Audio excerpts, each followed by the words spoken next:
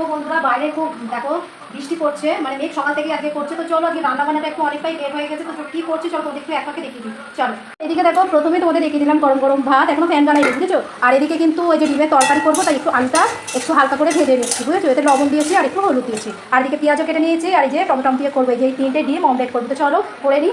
এই দেখো এই ডিমের মধ্যে লবণ হলুদ আর একটু লঙ্কা গুঁড়ো দিয়ে একটু ভেজে নিচ্ছি। এর মধ্যে একটুখানি হালকা পেঁয়াজ দিয়ে দেবো বুঝছো, কাঁচা লঙ্কা দেবো না, তবে একটু হালকা পেঁয়াজ দিয়ে দেবো। চলো এটা দিয়ে দেবো এখানটা বুঝেছো, এই যে এই তেলের মধ্যে দিয়ে দেবো। তো দেখো ছড়িয়ে দিয়েছি। এটা কিন্তু চাটুতে করে বেশ ভালো বড় হতো। এইটাকেই টুকরো টুকরো করে একদম ডিমের তরকারি করে দেবো বুঝছো, তুমি তোমাদের দাদা ভাইয়ের জন্য। তাহলে তোমাদের একটু দেখাই।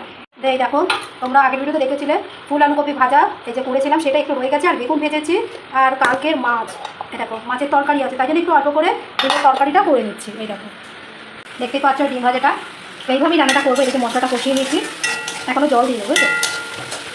এবার আলুগুলো দিয়ে দেবো। তো আলুগুলো দিয়ে কষিয়ে অল্প করে গরম জল দিয়ে দেবো। তো চলো ভিডিওটা আমি এখানেই শেষ করে দিলাম বন্ধুরা, পুরোটা দেখাতে পারলাম না যেহেতু অনেকটাই লেট হয়ে গেছে। আমাদের দাদাভাইতে বাড়ি চলে আসবে। তো চলো তোমরা তো জানোই আমি তো যেটুকু রান্না করি সেটাই তোমাদের সাথে শেয়ার করি। তো ভিডিওটা এখানেই শেষ করলাম। ভিডিওটি ভালো লাগলে অবশ্যই লাইক শেয়ার কমেন্ট করতে ভুলো না, ভালোবাসা দিয়ে সাপোর্ট করছো। টাটা, দেখা হচ্ছে নেক্সট ভিডিওতে।